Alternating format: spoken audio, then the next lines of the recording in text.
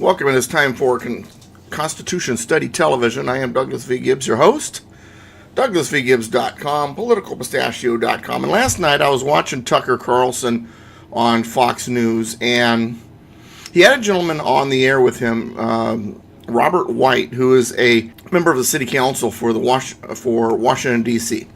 And he's echoing what Bernie Sanders has been saying, that persons in jail should be able to vote. Just because they do not have access to other rights, their most fundamental right in a democracy should not be taken away. And so they should be allowed to vote. And both Tucker Carlson and Robert White kept talking about, our democracy and the importance of functioning in our democracy and how important voting is in our democracy. And I felt like I just wanted to take, like a needle across the record. Stop. We're not supposed to be a democracy. The Democrats making us more like a democracy is largely the fundamental problem with what's been going on in our country. 5 times in the Federalist Papers, James Madison wrote the difference between a democracy and a republic. He did so because those who wanted a bigger government were arguing at the time that there's no difference between a republic and a democracy. And in fact, there is. John Adams warned that there's never been a democracy that didn't commit suicide. James Madison said that democracies are short in their lives and violent in their deaths. Now, what's that got to do with voting, more specifically prisoners voting? Number one, our system, the only federal office originally that was supposed to be voted in was House of Representatives.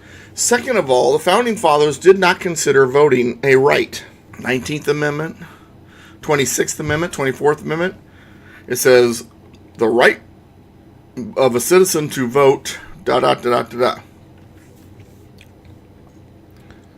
But it is not a right. Part of the problem is the definition of a right.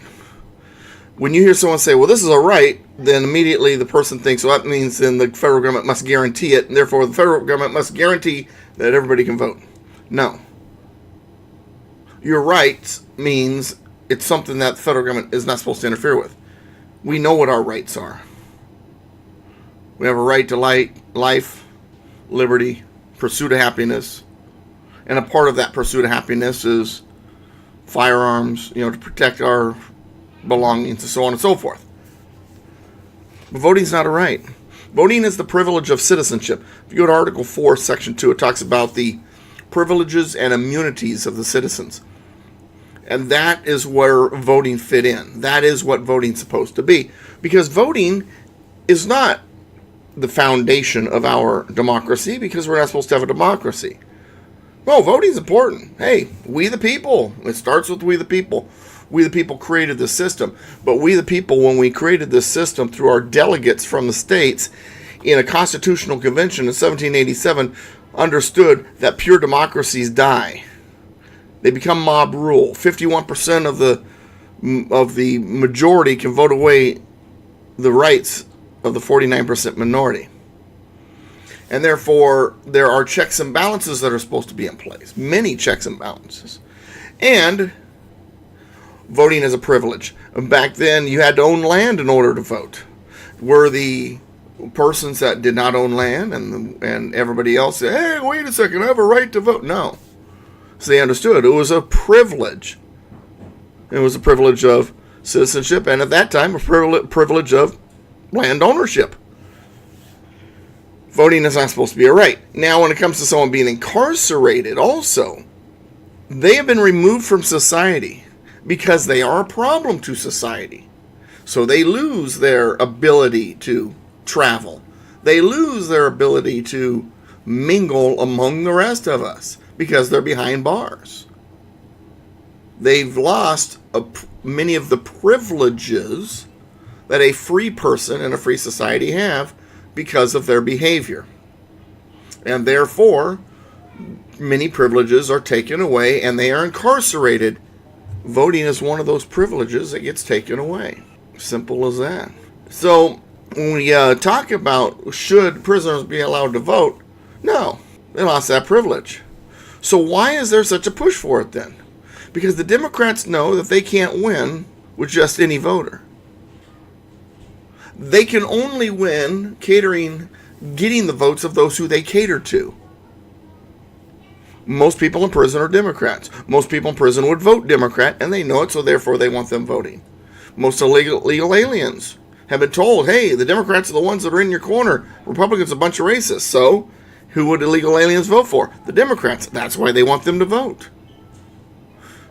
Youngsters, college age, high school age, are freshly indoctrinated. And so they all think they're Democrats.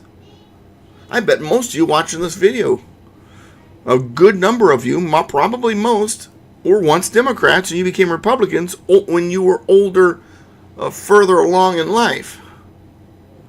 Why? Because as we get older, we start realizing things we didn't notice when we were younger. Partly that we were being lied to by the Democrat Party.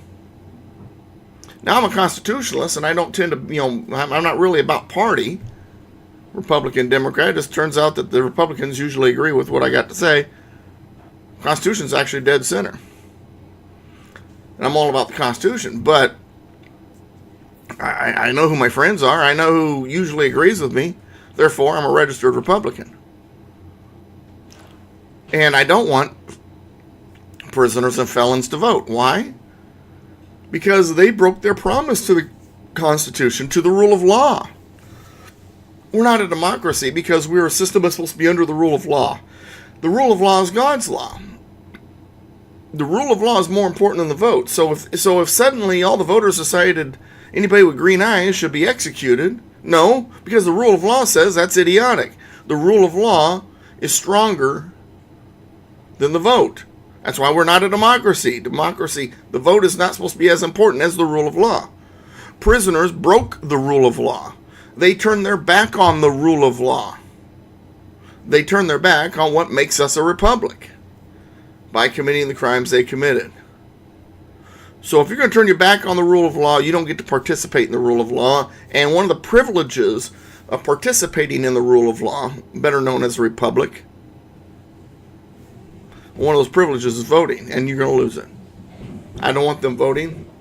They're not abiding by the rule of law, and our system's supposed to be one based on the rule of law. And by the way, all those knuckleheads out there think we're a democracy, we must be a democracy at any cost, and say democracy over and over and over and over, mostly Democrats. I don't even know if I'm sure I want them voting. Maybe we should go back to, it being a privilege. Except for instead of it being the privilege of landowners, maybe it should be the privilege of those who can pass a test about the U.S. Constitution or something. Just a thought. My name's Douglas V. Gibbs. Thanks for listening. I have written 7 books. Check them out. DouglasVGibbs.com/books.php, or just go to DouglasVGibbs.com and find the books link. And also, I am on the radio at KMET 1490 AM. I'm getting ready to go to Red State Radio in September, 5 days a week. And of course, I've got this YouTube page, and I've got a webcast I'm working on beginning on my other YouTube page in the near future. So pay attention to all of that jazz. And of course, if you want to keep me going, help keep the fires of Mr. Constitution burning, feel free to donate. DouglasVGibbs.com, politicalpistachio.com, yellow donate button, monthly, one time, whatever. It helps. I don't care if it's $2 a month, $5 a month, $10 a month, something small. It helps. That all said, thanks for spending the time with me. Stay safe, stay patriotic, and as always, stay constitutional. We'll see you next time.